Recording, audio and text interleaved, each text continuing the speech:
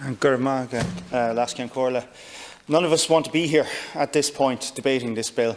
That the UK, our nearest neighbour and the nation with whom we share our deepest cultural ties, has chosen to leave the EU is regrettable in the extreme.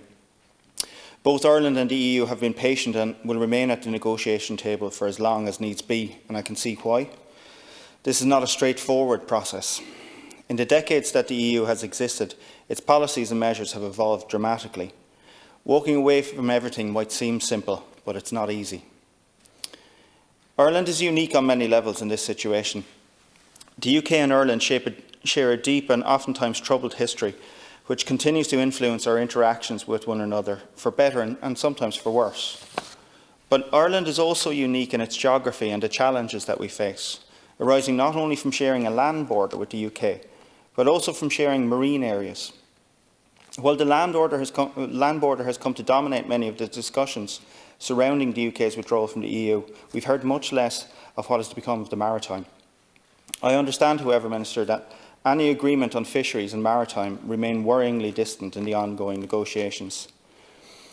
Ireland is one of the few island nations in the EU, and while our island seems tiny in comparison to some of our neighbours, we have the highest proportion of marine area relative to our land size, and our exclusive economic zone represents about 10% of the EU's entire EEZ. It's a huge resource that surrounds our coasts and stretches out into the Atlantic. So on the fishing and seafood sector, our two countries' fisheries are deeply entwined, with agreements long predating our entry into the European Union.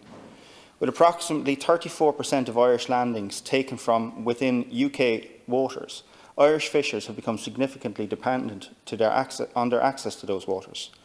Our Department of Agriculture has highlighted that the Irish seafood industry is worth over €1 billion, while up to 15,000 people have been employed both directly and indirectly by the sector. Our trade relationship in the sector is also highly important, with estimates of imports and exports ranging in the hundreds of millions. The people and communities that have benefited so much from this relationship currently stand to incur substantial loss. The UK's departure from Irish waters poses another major concern to the fishing sector in the form of increased traffic from other European trawlers. Not only could this exacerbate the losses imposed from the loss of access to UK waters, it could make it a lot more difficult for Irish fishers to land catch close to home. There will be both an environmental and an economic impact to this. And this goes far beyond just a simple consideration of the bottom line. Fishing is very often in the blood. It's handed down from generation to generation, and it's very much stitched into the fabric of our coastal communities. We can't put a figure on that, and so it will be of central importance to build on existing EU support and continue working with fishers, coastal communities and the seafood sector to address challenges as they arise when the transition period ends. Secondly, I'd like to speak to the issue of marine protection. In our efforts to ensure a level playing field in trade and fishery negotiations, we must also prioritise marine protected areas and the common good that they bring, not just for this country, but all countries within the EU. Marine life and ecosystems are the key, but often overlooked players in the fight against climate change and the protection of a healthy planet. Our oceans provide 50% of the oxygen we breathe. They sequester carbon and they modulate our global weather patterns. And yet, our maritime life has been exploited and strip mined to dangerous levels.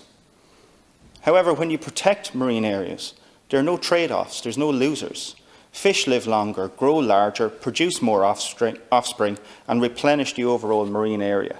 On the whole, the fishing sector stands to gain.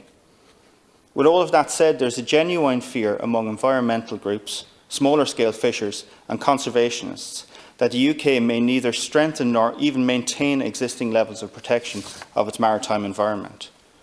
That risk is coupled with the potential for increased EU fishing in Irish waters, which further undermines marine protection and biodiversity, in addition to the challenges it poses to our indigenous fishers.